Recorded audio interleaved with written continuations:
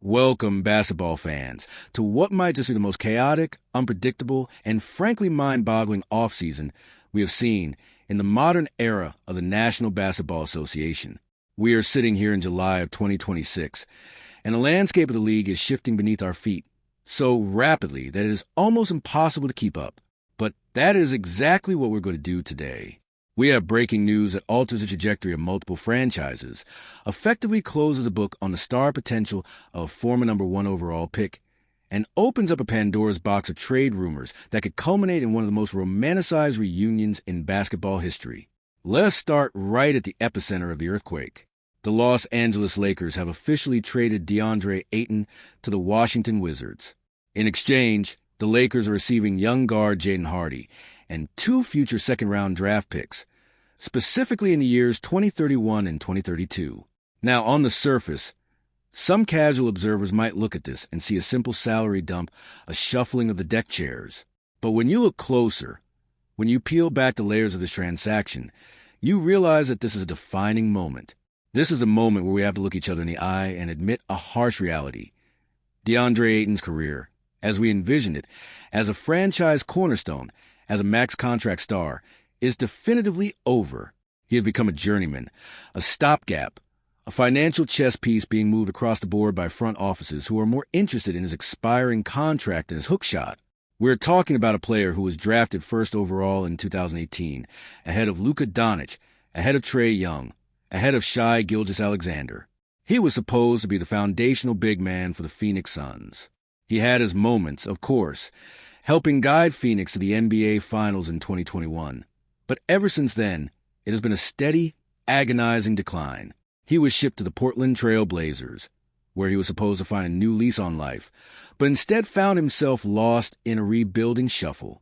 Then came the move to the Los Angeles Lakers last season.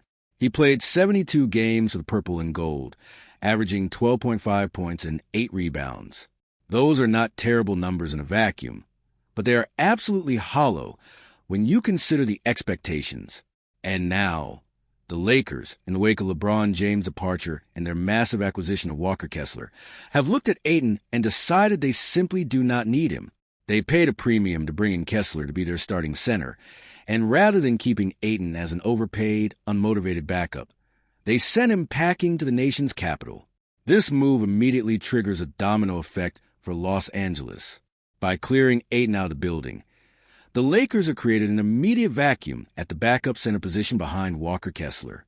But do not worry, because a replacement search is already underway, and the names being floated are fascinating. We are hearing strong rumblings about veterans like Jonas Valanciunas, Andre Drummond, and Kevin Looney. The Lakers need a reliable, physical presence who can come in for 15 to 20 minutes a night, grab rebounds, set hard screens, and not demand the basketball. They are looking for the anti-Ayton in many ways. They want a blue-collar worker to support Kessler. Valanciunas makes an incredible amount of sense if they can secure him on a team-friendly deal, as his bruising interior presence will provide a stark contrast to Kessler's elite shot blocking. But the fact that the Lakers were willing to dump a former number one overall pick just to clear the runway for a veteran minimum free agent speaks volumes about where Ayton's stock currently sits in the eyes of the league. But the plot thickens exponentially when we look at the other side of this trade, the Washington Wizards. What exactly is going on in Washington? Let us review their front court. They have Alex Sarr, the defensive phenom they drafted second overall. They just drafted A.J. Dibansa with the number one overall pick last month. And most importantly, they have Anthony Davis. Yes, the same Anthony Davis who was traded to the Dallas Mavericks for Luka Doncic in that universe-shattering deal in 2025, and then shockingly rerouted to the Wizards this past February. The Wizards now have a front-court logjam of epic proportions. Adding Deandre Ayton to a mix that already includes Anthony Davis and Alex Sarr makes absolutely zero sense if you're looking at this from a pure basketball fit perspective. It is a puzzle missing a corner piece. Unless, of course, the Ayton acquisition is a precursor to something much, much bigger. This brings us to the most explosive part of today's news cycle, the Anthony Davis trade rumors. The whispers are growing into a roar, and the team at the center of the storm is none other than the Cleveland Cavaliers. The Cavaliers are currently operating with a level of desperation and aggression that we have not seen since 2014. They traded for James Harden in February. They are desperately trying to maximize the prime years of Donovan Mitchell. But there's a specter haunting Cleveland, a ghost that they are chasing, and his name is LeBron James. LeBron is a free agent. He has left the Lakers. The whole world knows that LeBron is looking for the right situation to write the final chapter of his legendary career. And what better story could there be than a return to Cleveland? But LeBron is not going to sign with the Cavaliers just for sentimental reasons. He needs to know he can win a championship. And the prevailing theory around the league right now is that the Cleveland Cavaliers are heavily exploring a blockbuster trade for Anthony Davis to pair him with LeBron James in Northeast Ohio. Think about the magnitude of this. The Cavaliers would essentially be putting all of their chips on the table. The trade package being discussed would have to center around Evan Mobley. Yes, Evan Mobley, the defensive prodigy, the homegrown talent, the player who was supposed to anchor the Cavaliers' defense for the next decade.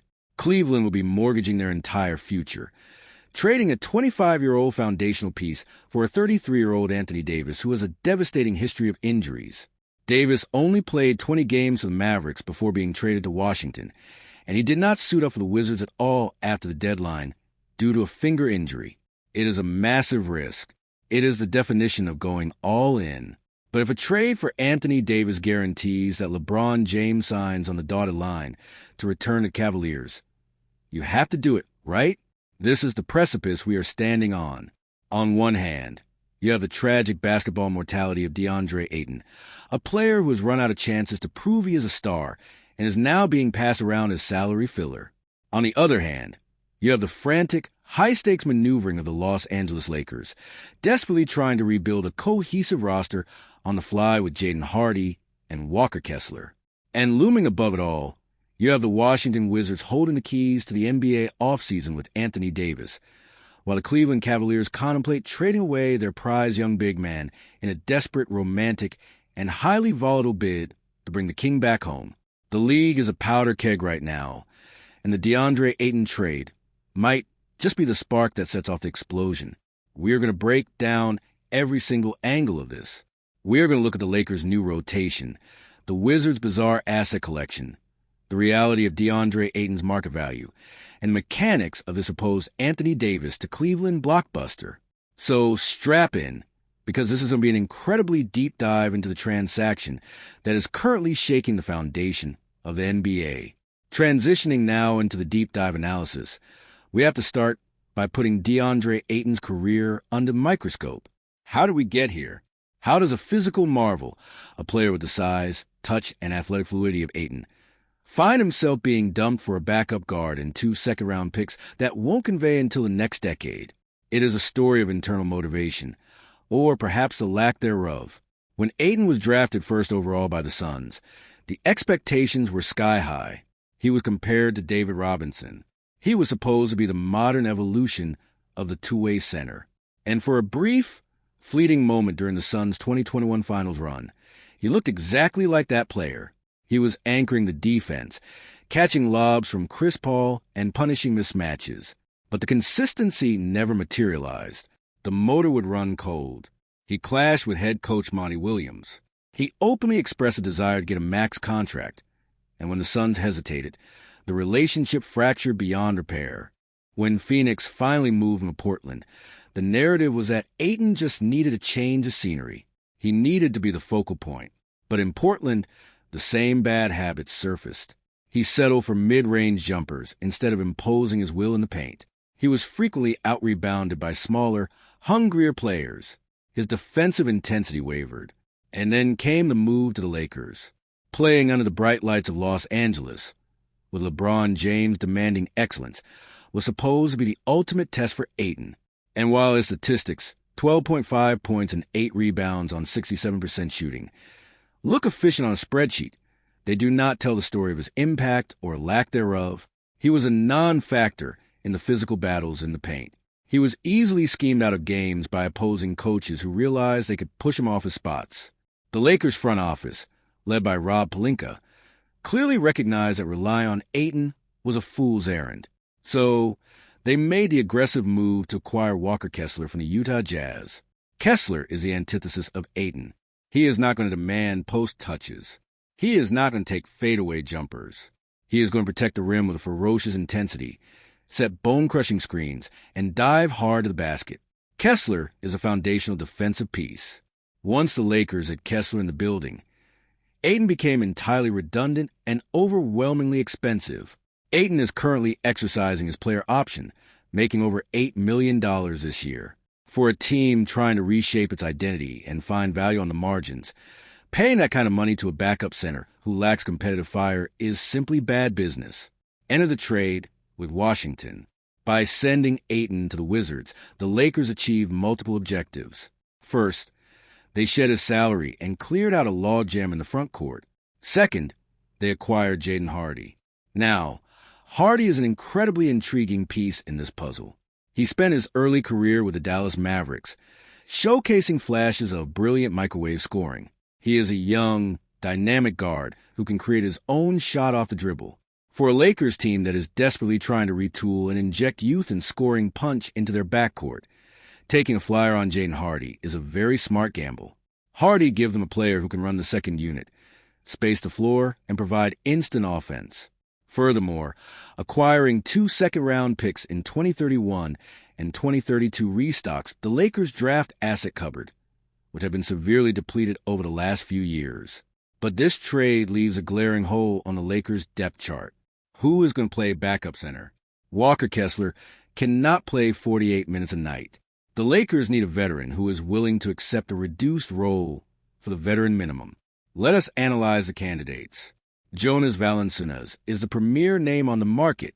He provides immense rebounding, a bruising post presence, and a level of physicality that the Lakers lacked last season. If they can convince Valanciunas to take a pay cut to chase a ring in Los Angeles, he is the perfect fit. Then you have Andre Drummond. We have seen Drummond in a Lakers uniform before. He is a generational rebounder, but his offensive limitations and defensive lapses in space make him a double-edged sword. Finally, there is Kevin Looney. Looney is the ultimate professional. He sets great screens, executes defensive schemes flawlessly, and never complains about his touches. Any of these three veterans will provide far more functional value to the Lakers in a backup role than Deandre Ayton would have. The Lakers front office correctly identified that the backup center position does not require a highly paid, inconsistent former star. It requires a role player who understands his job. Now, we have to pivot our attention to the Washington Wizards because their role in this entire saga is utterly fascinating. Let us be clear. The Wizards did not trade for Deandre Ayton because they believe he is going to lead them to the promised land. They traded for him because his value has plummeted so far that he essentially became a distressed asset, and the Wizards are acting as a salary dumping ground while accumulating small assets. But the presence of Ayton on the Washington roster creates a massive schematic conflict. The Wizards already have Alex Sarr, a transcendent defensive talent who needs minutes at the center position to develop, and incredibly, they still have Anthony Davis. Let us rewind the clock and understand how Anthony Davis ended up in Washington. In February of 2025, the Lakers traded Davis to the Dallas Mavericks in a truly shocking deal that brought Luka Doncic to Los Angeles. It was a trade that shook the league to its core. But the Davis experiment in Dallas was a disaster. Injuries ravaged his season, and he only played 20 games for the Mavericks. Dallas quickly realized that relying on Davis was a massive gamble, and in February of 2026, just a few months ago, they traded him to the Washington Wizards in a blockbuster package that included Jaden Hardy, D'Angelo Russell, and a haul of picks. Washington absorbed Davis's massive contract, hoping to either rehabilitate his value or use him as a defensive anchor for their young core. But here is where the plot thickens. The Wizards have publicly stated that they have no intention of trading Anthony Davis. They claim they want him to be the veteran leader for a young core that now features Sarr and A.J. Dibansa. But in the NBA, you have to read between the lines. The Wizards are about to open a brand new, taxpayer-funded arena. They are paying Trae Young a massive amount of money. They are trying to present a facade of competitiveness to sell tickets and justify the public expenditure. Keeping a recognizable star like Anthony Davis fits that narrative perfectly.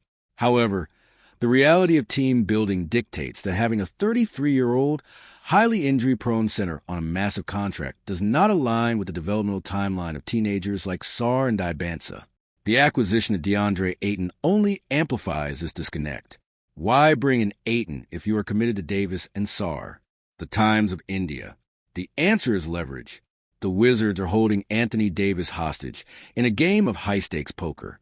They know that there are desperate teams out there who believe that a healthy Anthony Davis is the final piece to a championship puzzle, and they are waiting for one of those teams to blink and offer a king's ransom. This brings us squarely to the Cleveland Cavaliers. The situation in Cleveland is the most compelling storyline in the NBA right now. The Cavaliers are operating with a singular, blinding focus. Win right now, and do whatever it takes to bring LeBron James back. Last season, they proved they were willing to make drastic moves by trading for James Harden. They paired Harden with Donovan Mitchell, creating one of the most potent yet volatile backcourts in basketball. But they fell short. And now, they're looking at the free agent landscape, and they see LeBron James sitting there. LeBron has made it clear that he wants to compete for a championship. The current iteration of the Cavaliers, even with Mitchell and Harden, might not be enough to convince him. But what if they could offer him Anthony Davis? LeBron and Davis have a proven championship pedigree together. They won the 2020 NBA title in the bubble. They understand each other's games perfectly. If Cleveland can present a roster featuring Donovan Mitchell, James Harden, LeBron James, and Anthony Davis, that is a legitimate super team. It is a terrifying proposition for the rest of the Eastern Conference. But acquiring Davis requires a sacrifice that will alter the franchise's trajectory for the next decade. The Wizards are not going to give up Davis for salary filler and late draft picks. They are going to demand a premium young asset, and that asset is Evan Mobley. Evan Mobley is a phenomenal basketball player. He is widely regarded as a future Defensive Player of the Year. He is durable, he is versatile, and he is only 25 years old. In any rational team-building scenario, you do not trade Evan Mobley. You build around him. But the Cavaliers are not operating in a rational scenario. They are operating in the LeBron James business. If the Cavaliers front office receives a guarantee from LeBron's camp that a trade for Anthony Davis ensures LeBron's return to Cleveland, they will make the trade. They will sacrifice the next decade for a 2-year window of sheer championship contention. A proposed trade would look something like this. The Cavaliers send Evan Mobley, Dennis Schroeder, and perhaps a combination of a future first-round pick swap and multiple second-round picks to the Washington Wizards in exchange for Anthony Davis. For Washington, this is a monumental victory. They acquire a 25-year-old defensive anchor in Mobley, who fits perfectly alongside Sarr and Dibansa. They instantly possess the most terrifying young defensive frontcourt in basketball history. Mobley's timeline aligns seamlessly with their rebuild, and they wash their hands of the Anthony Davis injury concerns. For Cleveland, the risk is astronomical. They are trading away youth durability and a cornerstone piece for a 33-year-old big man who has consistently struggled to stay on the court. If they make this trade, and Davis suffers another major injury, the Cavaliers will be left with an aging roster, no young star, and no draft capital. It would be a catastrophic failure. But if Davis stays healthy and LeBron returns, they become instant title favorites. It is the ultimate gamble. It is a decision that will define the legacy of the Cavaliers front office. And this is why the Deandre Ayton trade is so significant. By acquiring Ayton, the Wizards have given themselves a safety net. They now have a cheap, capable center who can eat up regular season minutes. This makes them significantly more comfortable pulling the trigger on an Anthony Davis trade. They no longer have to worry about a gaping hole in the middle of their defense if they send Davis to Cleveland. Ayton can step in, grab rebounds, and play out the final year of his contract, while Sarr and Mobley, if the trade happens, develop. The Ayton trade was a preamble. It was a clearing of the brush before the main event. Yardbarker. We must also consider the psychological aspect of this potential Cavaliers mega deal. How does Donovan Mitchell feel about this? He signed an extension with Cleveland, believing he was a franchise cornerstone. If LeBron and AD arrive, Mitchell suddenly becomes a third option in the hierarchy. He becomes the Chris Bosh or the Kevin Love of this new Big Three. Is he willing to accept that role? And what about James Harden? Harden has shown a willingness to adapt late in his career, But sharing the ball with LeBron, Mitchell, and Davis requires a level of offensive sacrifice that few players are capable of maintaining over an 82-game season. The chemistry experiment in Cleveland will be combustible, highly pressurized, and absolutely captivating to watch. Let us zoom back out and look at the broader implications for the league. We are witnessing a massive changing of the guard. The old paradigms are shifting. The Los Angeles Lakers are moving away from the LeBron era, building a gritty, defensively focused team around Walker Kessler and young talent like Jaden Hardy. They are cutting their losses on failed experiments like Deandre Ayton with ruthless efficiency. The Washington Wizards, long a punchline in the NBA, are suddenly accumulating a treasure trove of number 1 picks and high-level prospects. They are playing a dangerous but brilliant game of asset management, leveraging veterans like Anthony Davis to maximize their return.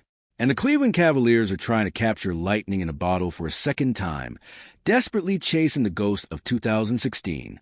The fall of Deandre Ayton is perhaps the most sobering element of all of this. It serves as a stark reminder that physical talent alone is not enough in the NBA. You have to have the mental fortitude, the work ethic, and the undeniable passion for the game to succeed at the highest level. Ayton had all the tools to be a Hall of Famer, but he allowed his focus to drift, he allowed his effort to wane, and the league is incredibly unforgiving. The fact that he was traded for Jaden Hardy and 2 distant second-round picks should be a cautionary tale for every young prospect entering the draft. The NBA is a meritocracy, and past draft position means nothing if you do not produce on the floor. His career as a franchise player is over. He is now entering the journeyman phase of his career, bouncing from team to team, living off the memory of his potential rather than the reality of his production. As we look toward the rest of this offseason, the dominoes are lined up perfectly. The Lakers will sign their backup center, likely Valanciunas or Drummond, and solidify their rotation. The Wizards will continue to field calls on Anthony Davis, waiting for the perfect offer. And the Cavaliers front office will be burning the midnight oil, agonizing over the decision of whether to trade Evan Mobley. Every single conversation, every single rumor, every single text message between executives right now is centered around these moving parts. The Deandre Ayton trade was just the appetizer. The main course is coming, and it promises to reshape the balance of power in the NBA.